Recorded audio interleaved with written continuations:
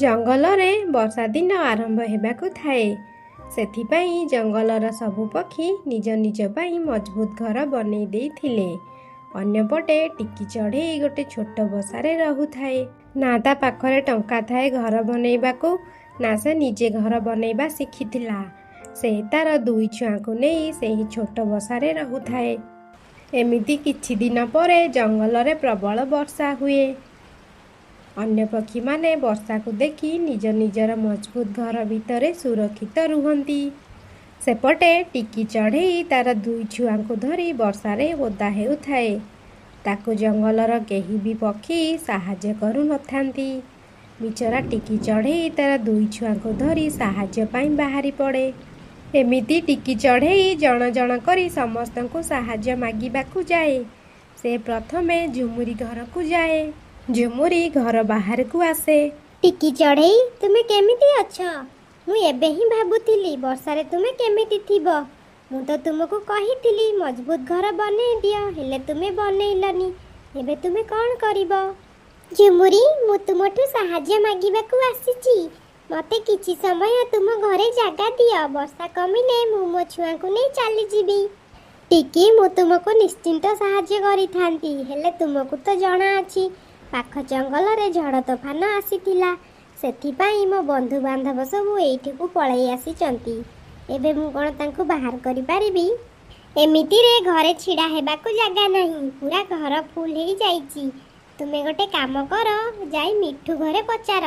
ଏମିତି କହି ଝୁମୁରି ତା ଘର ଭିତରକୁ ଚାଲିଯାଏ। ବିଚାରି ଟିକି ଚଢ଼େଇ ଦୁଇ ଛୁଆଙ୍କୁ ଧରି ମିଠୁ ଶୁଆ ଘରକୁ ଯାଏ। ସେ ମିଠୁ ଘରକୁ ଯାଇ ମିଠୁକୁ ସାହାଯ୍ୟ ମାଗେ। ମିଠୁ ଭାଇ, ବାହାରେ ପ୍ରବଳ ବର୍ଷା ହେଉଛି। ତୁମକୁ ତ ଜଣାଅଛି ମୋ ବସା ଗଛ ଡାଳରେ ଥିଲା। ବର୍ଷା ହେବା କାରଣରୁ ମୋ ବସାରେ ପାଣି ପଶିଗଲା। ଦୟାକରି ମୋତେ ସାହାଯ୍ୟ କର। ମୋ ଛୁଆଙ୍କୁ ବହୁତ ଥଣ୍ଡା ହେଉଛି। ମୋତେ କ୍ଷମା କର ଟିକି, ମୁଁ ତତେ ସାହାଯ୍ୟ କରିପାରୁନାହିଁ। ପାଖ ଜଙ୍ଗଲରେ ଝଡ଼ ତୋଫାନ ହେବାରୁ ମୋ ସ୍ତ୍ରୀର ଘର ଲୋକ ଆସିଛନ୍ତି। ତୁ ଗୋଟେ କାମ କର, ଆଉ କାହାକୁ ସାହାଯ୍ୟ ମାଗ। ମୁଁ ଏବେ ଯାଉଛି, ବର୍ଷା ପ୍ରବଳ ହେଉଛି। ଏମିତି କହି ମିଠୁ ଶୁଆ ବି ସେଠାରୁ ଚାଲିଯାଏ। ତାପରେ କିଛି ସମୟ ବିତିଯାଏ। ଟିକି ଚଢ଼େଇ ତାର ଦୁଇ ଛୁଆଙ୍କୁ ଧରି ଓଦା ହେଉଥାଏ। ସେତିକି ବେଳେ ତାକୁ ଗୌରୀ କାଉର ଘର ଦେଖାଯାଏ। ସେ ଭାବେ ଗୌରୀକୁ ସାହାଯ୍ୟ ମାଗିବାକୁ। ସେ ଗୌରୀର ଘରକୁ ଯାଏ। ଗୌରୀ ଘର ବାହାରକୁ ଆସେ।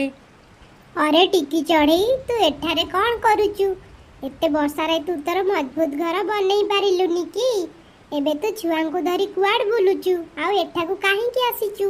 ଗୌରୀ ଭଉଣୀ, ତୁମେ ଆଜି ରାତିକ ପାଇଁ ତୁମ ଘରେ ମୋତେ ରହିବାକୁ ଦିଅ। ମୋ ଛୁଆଙ୍କ ଦେହ ବହୁତ ଖରାପ ଅଛି। ଦୟାକରି ତୁମେ ମୋତେ ଟିକେ ତୁମ ଘରେ ରହିବାକୁ ଦିଅ। ବର୍ଷା କମିଲେ ହିଁ ମୁଁ ଏଠାରୁ ଚାଲିଯିବି। ମୋ ଘରେ ତତେ ମୁଁ କେମିତି ଜାଗା ଦେବି? ମୋତେ କ୍ଷମା କରିଦେ। ମୁଁ ଏମିତି କରିପାରିବିନି। ଉପରେ ତୋର ଦୁଇଟା ଛୁଆ, ଏମାନେ କେଉଁଠି ରହିବେ? ମୋ ଘର ଏତେ ବଡ଼ ନୁହଁ ଯେ ତତେ ରହିବାକୁ ଜାଗା ଦେବି। ଏମିତିରେ ବି ମୋ ସ୍ୱାମୀ କଥା ତୁ ଜାଣିଥିବୁ କେମିତିକା ସେ ତ ତତେ ଘର ଭିତରକୁ ହିଁ ପୂରେଇ ଦେବନି। ତମେ କାଳୁ ଭାଇ ସହିତ ମୋର କଥା କରେଇ ଦିଅ। ମୁଁ ତାଙ୍କ ଗୋଡ଼ ଧରିବି। ଦୟାକରି ମୋତେ ଘର ଭିତରକୁ ଯିବାକୁ ଦିଅ। ନା ନା, ଯା ତୁ ଏଠୁ। ଏମିତି କହି ଗୌରୀ ନିଜ ଘର ଭିତରକୁ ଚାଲିଯାଏ। ହ୍ୟାଲୋ ଗୌରୀ, କିଏ ଥିଲା ବାହାରେ? କିଏ ଥିଲା ଯାହା ସହିତ ତୁ ଏତେ ବର୍ଷାରେ କଥା ହେଉଥିଲୁ? କାଳୁ, ସିଏ ଟିକି ଚଢ଼େଇ ଥିଲା। ସେ ମୋତେ କହୁଥିଲା ମୋତେ ତୁମ ଘରେ ଜାଗା ଦିଅ। ପ୍ରଥମେ ତ ମୁଁ ଭାବୁଥିଲି ଜାଗା ଦେବାକୁ, ହେଲେ ମୁଁ ପଛରେ ଦେଖିଲି ଯେ ତା ପାଖରେ ତ ଦାନା ବି ନାହିଁ। ଯଦି ତା ପାଖରେ କିଛି ଦାନା ଥାଆନ୍ତା, ମୁଁ ତାକୁ ଜାଗା ଦେଇଥାନ୍ତି। କିଛି ସମୟ ପରେ ପୁଣି ଟିକି ଚଢ଼େଇ ସାହାଯ୍ୟ ପାଇଁ ଗୌରୀର ଘର ବାହାରକୁ ଆସେ। ସେ ବାହାରେ ଥାଇ ଗୌରୀକୁ ଡାକେ। ଗୌରୀ ଭଉଣୀ, ଗୌରୀ ଭଉଣୀ, କାଳୁ ଭାଇ ଦୟାକରି ମୋତେ ସାହାଯ୍ୟ କର। ଏଥର ଗୌରୀ ବଦଳରେ କାଳୁ କାଉ ବାହାରକୁ ଆସେ। କ'ଣ ଟିକି, କାହିଁକି ତୁ ବାରମ୍ବାର ଆମ କବାଟ ବାଡ଼ଉଛୁ? ଏତେ ବର୍ଷାରେ ତୁ ଗୋଟେ ଜାଗାରେ ବସି ପାରୁନୁ? କାଳୁ ଭାଇ, ଦୟାକରି ଏମିତି କୁହନ୍ତୁନି। ତୁମେ ଦେଖ, ମୋର କୁନି କୁନି ଛୁଆ ଏତେ ବର୍ଷାରେ ଅସୁସ୍ଥ ହୋଇ ପଡ଼ିବେ। ଦୟାକରି ମୋ ଛୁଆଙ୍କୁ ଟିକେ ତୁମ ପାଖରେ ରଖିଦିଅ। ମୁଁ ପଛେ ବାହାରେ ରହିଯିବି। ଠିକ୍ ଅଛି, ଭିତରକୁ ଆସିଯା। ଏମିତି କହି କାଳୁ ତାକୁ ଘର ଭିତରକୁ ଡାକିଦିଏ। ଗୌରୀକୁ କିଛି ବୁଝା ପଡ଼ୁନଥିଲା ଯେ କାଳୁ ଏମିତି କ'ଣ ପାଇଁ କଲା। ଦେଖ ଟିକି, ବର୍ଷାର ତ ଠିକଣା ନାହିଁ, କେତେବେଳେ ବନ୍ଦ ହେବ କେତେବେଳେ ନାହିଁ। ତୋ ଛୁଆ ବି ଭୋକିଲା ଥିବେ। ତୁ ଗୋଟେ କାମ କର, ଛୁଆଙ୍କ ପାଇଁ କିଛି ଦାନା ନେଇ ଆ। ଏବେ ଆମ ଘରେ ବି ଦାନା ନାହିଁ, ମୋ ଛୁଆ ବି ଭୋକିଲା ଅଛି। ଗୌରୀ ଆଉ ମୁଁ ବି କେତେବେଳୁ କିଛି ଖାଇନୁ। ଯା ଯାଇକି ଦାନା ନେଇ ଆ। ଏଠି ଏମିତି ବସିଲେ ବି ତ କିଛି ହେବନି। ଛୁଆ ତୋର ଭୋକରେ ମରିଯିବେ। ଆଉ ନିଜ ପାଇଁ ଯଦି ଦାନା ଆଣିବାକୁ ଯିବୁ ତ ଆମ ପାଇଁ ବି ଆଣିଦେବୁ। ତୁ ଗଲେ ଆମେ ତ ଛୁଆକୁ ଦେଖୁଥିବୁ, ତୁ ଚିନ୍ତା କରେନି। ନା କ'ଣ କହୁଛୁ ଗୌରୀ? ହଁ, ତୁମେ ବିଲକୁଲ ଠିକ୍ କହୁଛ। ଯା ଟିକି, ଛୁଆଙ୍କ ପାଇଁ କିଛି ଖାଇବା ନେଇ ଆ। ବିଚାରି ଟିକି ଚଢ଼େଇ, ସେ କ'ଣ ବା କରିପାରିଥାନ୍ତା। କାଳୁ ଭାଇ, ଗୌରୀ ଭଉଣୀ, ମୁଁ ଅବଶ୍ୟ ତୁମକୁ ଦାନା ଆଣିକି ଦେଇଦେବି। ହେଲେ ଏବେ ବାହାରେ ଜୋରେ ବର୍ଷା ହେଉଛି। ଜୋରେ ଜୋରେ ବିଜୁଳି ମଧ୍ୟ ମାରୁଛି। ଯଦି ମୋର କିଛି ହେଇଗଲା ତ ମୋ ଛୁଆକୁ କିଏ ପାଳିବ? ଆରେ କିଛି ବି ହେବନି ତୋର। ଏବେ ତ ଏତେ ବି ଜୋରେ ବର୍ଷା ହେଉନି। ତୁ ଗଛର ତଳେ ତଳେ ପଳେଇବୁ। କିଛି ଦାନା ନେଇ ଆସିଯିବୁ। କ'ଣ କହୁଛୁ ଗୌରୀ? ହଁ, କାଳୁ ଠିକ୍ କହୁଛନ୍ତି। ଯା ଟିକି, ଦାନା ନେଇ ଆ। ଯା ତୁ ଦାନା ନେଇକି ଆ, ନହେଲେ ତୋ ଛୁଆଙ୍କୁ ନେଇ ପଳା ଏଠୁ। ମୋ ଘରେ ଏତେ ବି ଜାଗା ନାହିଁ ଯେ ତୋ ଛୁଆଙ୍କୁ ରଖିବି ଆଉ ନିଜେ ରହିବି। ଯାଉଛୁ ନା ଏଠାରୁ ବିଦା କରିବି ତତେ? ନା, ତୁମେ ଏମିତି କୁହ ନା। ମୁଁ ଏବେ ଯାଉଛି, ତୁମ ପାଇଁ ଦାନା ନିଶ୍ଚୟ ଆଣିବି। ଏମିତି କହି ଟିକି ଚଢ଼େଇ ପ୍ରବଳ ବର୍ଷାରେ ମଧ୍ୟ ଦାନା ଆଣିବାକୁ ଯାଏ। ରାସ୍ତାରେ ତାକୁ ଟୁନି ମାଉସୀ ଦେଖା ହୁଅନ୍ତି। ଆରେ ଟିକି ଚଢ଼େଇ, ତୁ କୁଆଡ଼େ ଯାଉଛୁ ଏତେ ବର୍ଷାରେ? ଟୁନି ମାଉସୀ, ମୁଁ ଦାନା ଆଣିବାକୁ ଯାଉଛି। ତୁମେ ତ ଜାଣିଥିବ ମୁଁ ଗୋଟେ ଛୋଟ ବସାରେ ରହୁଥିଲି। ବର୍ଷା ହେବାରୁ ମୋ ବସାରେ ପାଣି ପଶିଗଲା। ମୋ ଛୁଆ ବର୍ଷା ପାଇଁ ଅସୁସ୍ଥ ହୋଇ ପଡ଼ିଲେ। ମୁଁ ଝୁମୁରି ଘରକୁ ଯାଇଥିଲି, ହେଲେ ତାଙ୍କର ବି ଘରକୁ କୁଣିଆ ଆସିଥିଲେ। ମିଠୁ ଭାଇ ଘରେ ବି ତା ଶ୍ୱଶୁର ଘର ଲୋକ ଆସିଥିଲେ। ମୋତେ ଆଉ କାହା ଘର ମିଳିଲାନି। ସେଥିପାଇଁ ମୁଁ ଗୌରୀ ଭଉଣୀ ଆଉ କାଳୁ ଭାଇର ଘରକୁ ଚାଲିଗଲି। କିନ୍ତୁ ସେମାନେ ମୋତେ ଘରୁ ବାହାର କରିଦେଲେ। କହିଲେ ଦାନା ନେଇକି ଆସେ, ନହେଲେ ଆମ ଘରୁ ବାହାରି ଯା।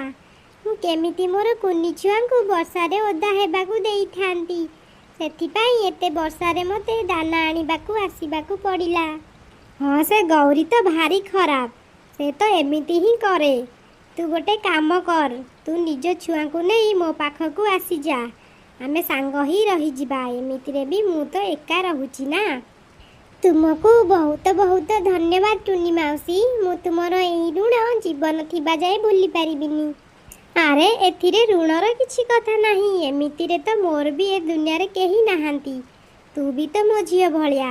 ଯା ଯାଇକି ନିଜ ଛୁଆଙ୍କୁ ନେଇ ଆ। ଟିକି ଚଢ଼େଇ ମନେ ମନେ ବହୁତ ଖୁସି ହେଇଗଲା। ଖୁସି ହେଇ କାଳୁ ଆଉ ଗୌରୀର ଘରକୁ ଯାଏ। ସେ ଭିତରକୁ ଯାଇ ଦେଖେ ତ ତା ଛୁଆ ଗୋଟେ କଣରେ ଶୋଇଥାନ୍ତି। କାଳୁ ଆଉ ଗୌରୀ ନିଜ ଛୁଆକୁ ନେଇ ବସାରେ ଆରାମରେ ଶୋଇଥାନ୍ତି। ହେଲେ ବିଚାରି ଟିକିର ଛୁଆକୁ ତଳେ ହିଁ ଶୁଆଇ ଦେଇଥିଲେ, ଯେଉଁଠାରେ ବର୍ଷାର ଛିଟା ସହିତ ପବନ ବି ତାଙ୍କ ଦେହରେ ବାଜୁଥିଲା। ଗୌରୀ ଭଉଣୀ, ତୁମେ ମୋ ଛୁଆଙ୍କୁ କେମିତି ରଖିଛ? ଆରେ ଟିକି, ତୁ ରାଗୁଛୁ କ'ଣ ପାଇଁ? ତୋ ଛୁଆ ଓଦା ଥିଲେ, ମୁଁ ଭାବିଲି ପବନରେ ଶୁଖିଯିବେ। ବାସ୍ ଏଇଥିପାଇଁ। ଦାନା ଆଣିଲୁ ତୁ? ବହୁତ ଜଲ୍ଦି ଦାନା ମିଳିଗଲା? ନା, ମୋତେ ଦାନା ମିଳିଲାନି। ମୁଁ ମୋ ଛୁଆଙ୍କୁ ନେଇକି ଏଠାରୁ ଯାଉଛି। ତୁମର ଛୋଟ ଛୋଟ ଛୁଆଙ୍କ ପ୍ରତି ବି ଦୟା ନାହିଁ। ଏମାନଙ୍କ ଦେହ ଅସୁସ୍ଥ ହୋଇଯିବ ଏଠି ରହିଲେ। ଟିକି ଚଢ଼େଇ ନିଜ ଛୁଆଙ୍କୁ ନେଇ ସେଠାରୁ ଚାଲି ଆସେ। ଗୌରୀ କାଉ ଝାନ୍ସିପୁର ଜଙ୍ଗଲର ସବୁଠାରୁ ଧନୀ ପକ୍ଷୀ ଥିଲା। ସେଥିପାଇଁ ସେ ମନେ ମନେ ବହୁତ ଗର୍ବ କରେ ଏବଂ ଅନ୍ୟ ପକ୍ଷୀମାନଙ୍କୁ ଛୋଟ ନଜରରେ ଦେଖେ। ଥରେ ତା ପୁଅର ଜନ୍ମଦିନ ଥିବାରୁ ସେ ଜଙ୍ଗଲର ଅନ୍ୟ ପକ୍ଷୀମାନଙ୍କୁ କାର୍ଡ ବାଣ୍ଟୁଥାଏ।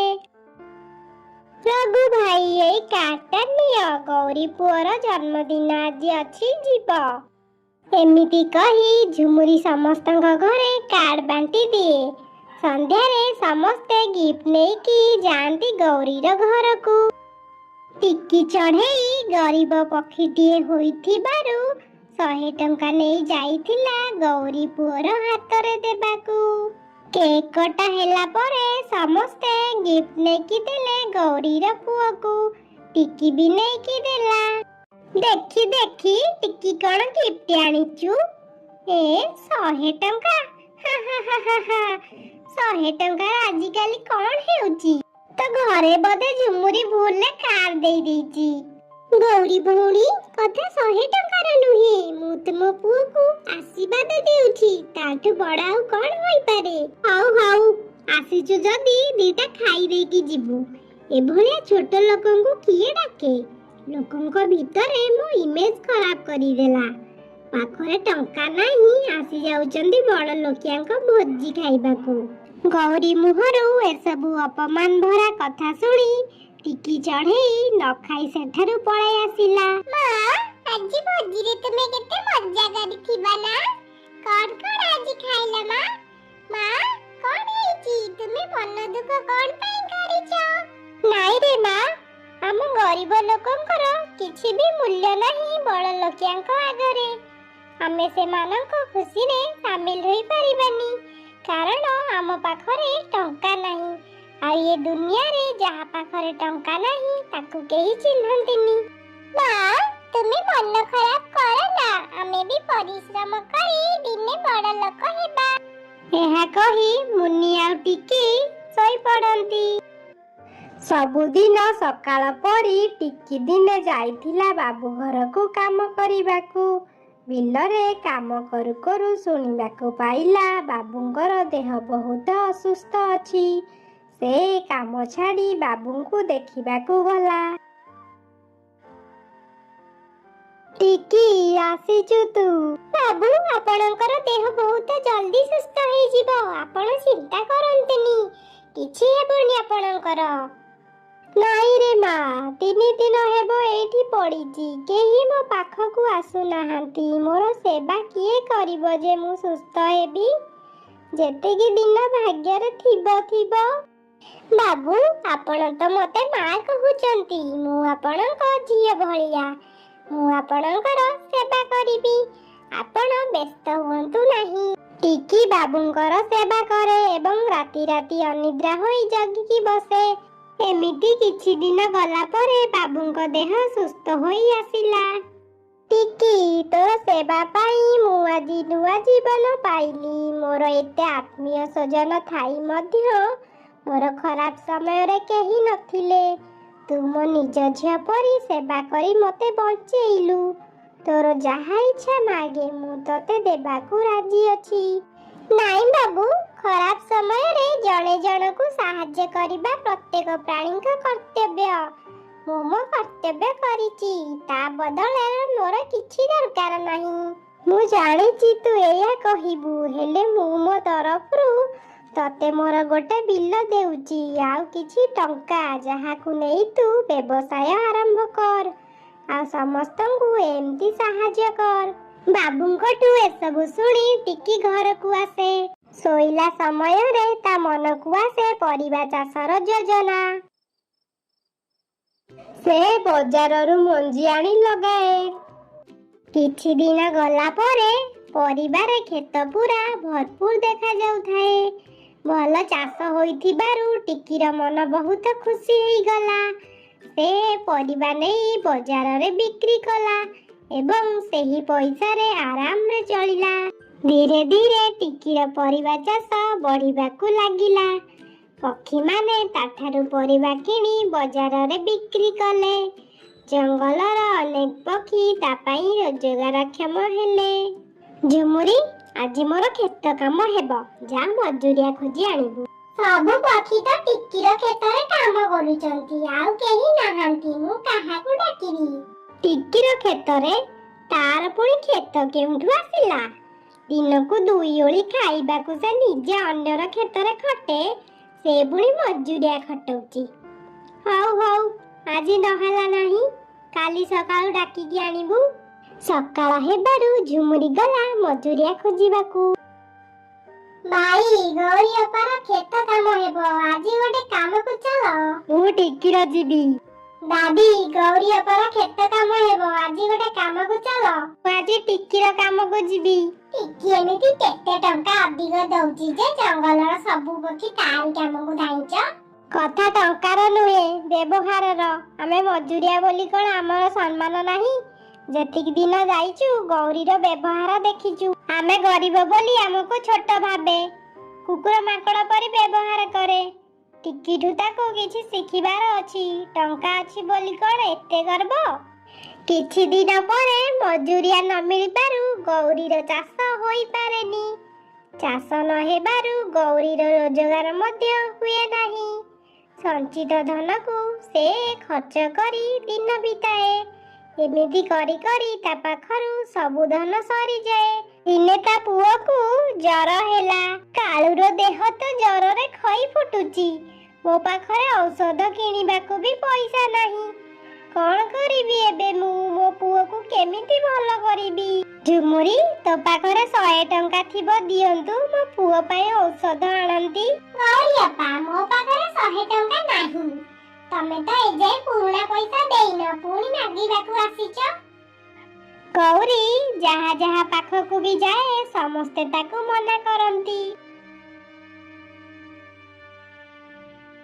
ଗାଁର ସମସ୍ତଙ୍କୁ ମାଗି ସାରିଲେଣି, ହେଲେ କେହି ମତେ ସାହାଯ୍ୟ କଲେନି। ମା, ତମେ ଔଷଧ ଆଣିଲ କି ନାହିଁ? ମୋ ଦେହ ବହୁତ ବ୍ୟସ୍ତ ଲାଗୁଛି, ମତେ ଔଷଧ ଦିଅ, ନହେଲେ ମୁଁ ମରିଯିବି। ପୁଅର ମୁହଁରୁ ଏମିତି କଥା ଶୁଣି ଗୌରୀର ମନ ବିଚଳିତ ହୋଇ ପଡ଼ିଲା। ସେ ଶେଷରେ ଟିକି ଘରେ ପହଞ୍ଚିଲା। ଟିକି, ମତେ ତୁମର ସାହାଯ୍ୟ ଦରକାର। କି ସାହାଯ୍ୟ କହୁନା? ମତେ କିଛି ଟଙ୍କା ଦିଅ ଟିକି, ମୁଁ ତମକୁ ପଛରେ ଫେରେଇ ଦେବି। ମୋ ପୁଅର ଦେହ ବହୁତ ଖରାପ, ତାକୁ ପ୍ରବଳ ଜର, ତା ପାଇଁ ଔଷଧ କିଣିବି। ଏଇ ନିଅ ଟଙ୍କା, ଆଉ ଶୀଘ୍ର ଯାଇ ତମ ପୁଅକୁ ଔଷଧ ଦିଅ। ଗୌରିକା ଟିକିଠୁ ଟଙ୍କା ନେଇ ଔଷଧ କିଣିଲା ଏବଂ ତା ପୁଅକୁ ଖୁଆଇଲା। କିଛି ସମୟ ପରେ ତା ପୁଅର ଜର ଭଲ ହୋଇଗଲା। ମା, ମତେ ଏବେ ଟିକେ ଭଲ ଲାଗୁଛି। ହେଲେ ତୁମେ ଔଷଧ କେମିତି ଆଣିଲ? ତୁମେ ତ କହୁଥିଲ କେହି ତୁମକୁ ସାହାଯ୍ୟ କରୁନଥିଲେ ବୋଲି। ହଁ ରେ ପୁଅ, ଏଠି ବିନା ସ୍ୱାର୍ଥରେ କେହି କାହାକୁ ସାହାଯ୍ୟ କରନ୍ତିନି। ମୁଁ ଟିକିର ଘରକୁ ଯାଇଥିଲି, ଆଉ ସେ ମତେ ଟଙ୍କା ଦେଲା। ମା, ତୁମେ ମୋ ଜନ୍ମଦିନରେ ଟିକି ମାଉସୀଙ୍କୁ କେମିତି ଅପମାନ ଦେଇଥିଲ? ସେ 100 ଟଙ୍କା ଆଣିଥିଲେ ବୋଲି। ହେଲେ ଦେଖ, ତୁମର ଖରାପ ସମୟରେ ସେ ହିଁ ତୁମକୁ ସାହାଯ୍ୟ କଲେ। ସେଦିନର କଥା ପାଇଁ ତୁମେ ତାଙ୍କୁ କ୍ଷମା ମାଗିବା ଉଚିତ। ହଁ ରେ ପୁଅ, ତୁ ଠିକ କହିଛୁ। ଏହା କହି ଗୌରୀ ଯାଏ ଟିକିର ଘରକୁ। ଆରେ ଗୌରୀ ଭଉଣୀ, ତୁମ ପୁଅର ଦେହ ଏବେ କେମିତି ଅଛି? ସେ ଭଲ ହୋଇଗଲାଣି ତ? ହଁ ଟିକି, ମୋ ପୁଅ ଏବେ ଭଲ ଅଛି। ଆଉ ଏସବୁ ସମ୍ଭବ ତୁମ ପାଇଁ ହେଲା। ନହେଲେ ମୁଁ ତ ଗାଁ ସାରା ସମସ୍ତଙ୍କୁ ସାହାଯ୍ୟ ମାଗିଲି, ହେଲେ କେହି ମତେ ସାହାଯ୍ୟ କଲେନି। ସେଦିନର କଥା ପାଇଁ ମୁଁ ଲଜ୍ଜିତ। ମୁଁ ଧନ ସମ୍ପତ୍ତିର ମୋହରେ ଅହଙ୍କାରୀ ହୋଇଯାଇଥିଲି, ନିଜକୁ ବଡ଼ ଭାବୁଥିଲି। ହେଲେ ସମୟ ମତେ ସବୁ ଶିଖେଇ ଦେଲା। ମତେ କ୍ଷମା କରିଦିଅ ଟିକି। ସେଦିନ ମୁଁ ତୁମକୁ ସମସ୍ତଙ୍କ ଆଗରେ ବହୁତ ଅପମାନ ଦେଇଥିଲି, ହେଲେ ମୋର ଖରାପ ସମୟରେ ତୁମେ ହିଁ ମତେ ସାହାଯ୍ୟ କଲ। ତୁମେ ପ୍ରକୃତ ଧନୀ, ଯିଏ ଅନ୍ୟର ବିପଦରେ ସାହାଯ୍ୟ କରେ। ତୁମେ ତୁମ ଭୁଲ ବୁଝିପାରିଲ, ସେତିକି ବଡ଼ କଥା।